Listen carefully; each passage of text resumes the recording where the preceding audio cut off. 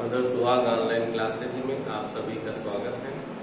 जैसा कि आपको हम ज्योग्राफी में पढ़ा रहे थे, आज हम उसी के आगे और आपका लास्ट ज्योग्राफी का चैप्टर 6 है जनसंख्या। इसके बाद आपका बुक का 100% कोर्स समाप्त हो जाएगा। जो आपको इसके बाद लिखवाने का कार्य और याद करने का कार्य जारी रहेगा। सभी बच्चे इस लास्ट लेसन को अच्छे से पढ़ने का प्रयास करेंगे और समझेंगे भी, क्योंकि यहाँ से क्वेश्चन वार्षिक परीक्षा में 100% बनता है। तो ये इम्पोर्टेंस की दृष्टि में रखते हुए इस पाठ का अध्ययन आप सभी को बुक के माध्यम से अवश्य करना है। तो आज हम आप लोगों को जनसंख्या के विषय में चर्चा कर रहे हैं, जिसमें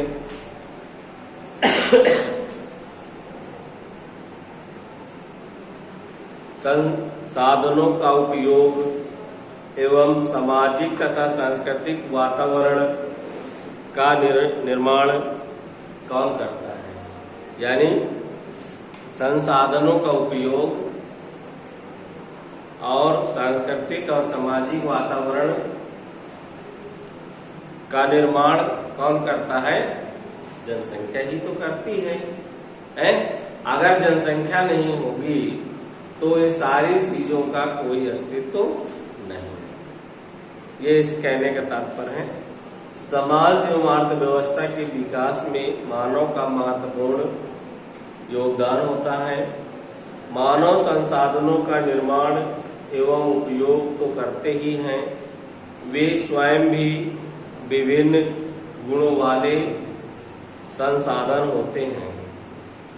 कोयला तब तक चट्टान का एक टुकड़ा था जब तक कि मानव ने उसे प्राप्त करने की तकनीक का आविष्कार करके उसे एक संसाधन नहीं बनाया। प्राकृतिक घटनाएं जैसे बाढ़ या सुनामी जब किसी घनी आबादी वाले गांव या शहर को प्रभावित करते हैं, तभी तो आपदा बनती है। आपदा का मतलब क्या होता है? जब बाढ़ आती है, तूफान आते हैं, चक्रवात आते हैं, भूकंप आता है, भूस्खलन होता है, ये सब क्या है? प्राकृतिक आपदाएं हैं।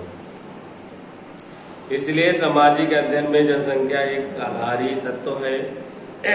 यह एक संदर्भ बिंदु है जिससे दूसरे तथ्यों का अवलोकन किया जाता है तथा उसके अर्थ एवं महत्व ज्ञात किए जाते हैं। संसाधन, आपदा एवं विनाश का अर्थ केवल मानव के लिए ही महत्वपूर्ण है।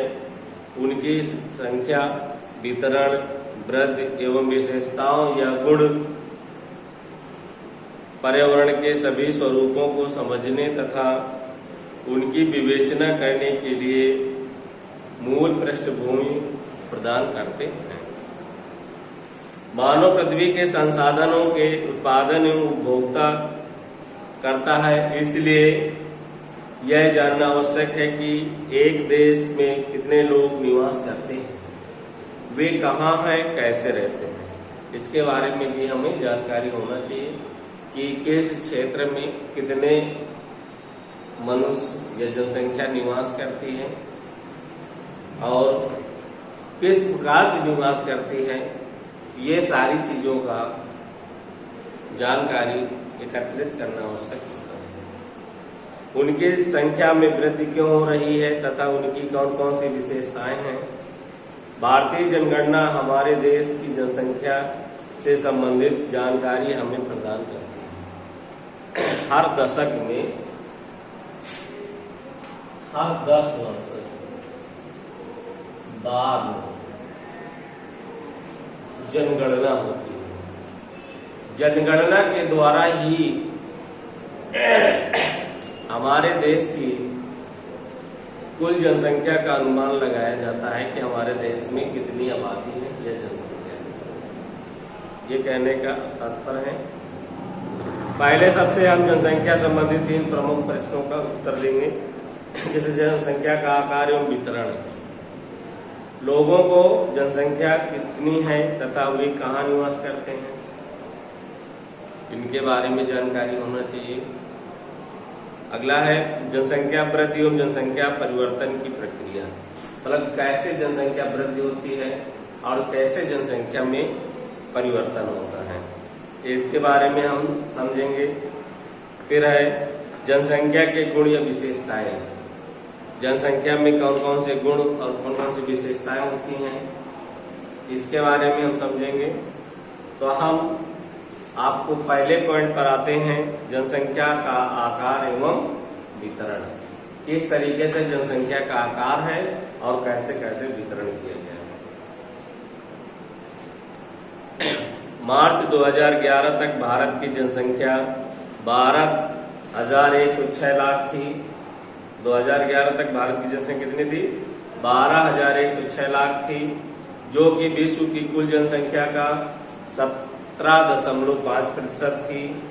यह 12.1 करोड़ लोग भारत के 32.8 लाख वर्ग किलोमीटर यानी विश्व के स्थलीय भूभाग क्षेत्र का 2.4% के विशाल क्षेत्र में असमान रूप से वितरित हुई है।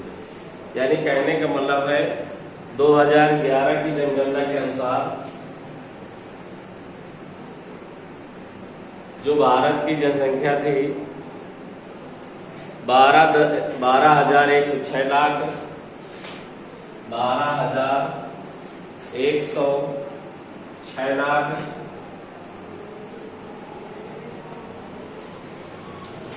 अब देखिए ये लाख में है, लेकिन ये करोड़ से शुरू होती है क्योंकि लाख आगे लिखा है, ठीक है, इसका ध्यान देना।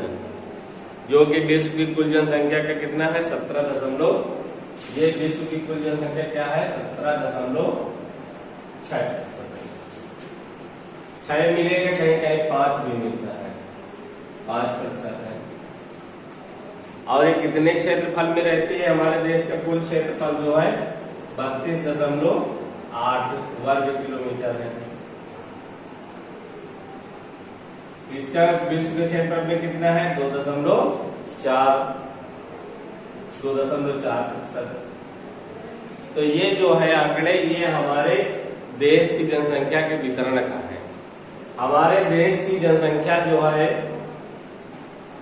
12,106 लाख यानी 1,21,00,000 और 6,000 के समथिंग है 2011 के आंकड़े के अनुसार। विश्व के जनसंख्या में 17.5%। क्षेत्रफल हमारे देश का है 32,88,263 वर्ग किलोमीटर, जो कुल विश्व के क्षेत्रफल का 2.4% है।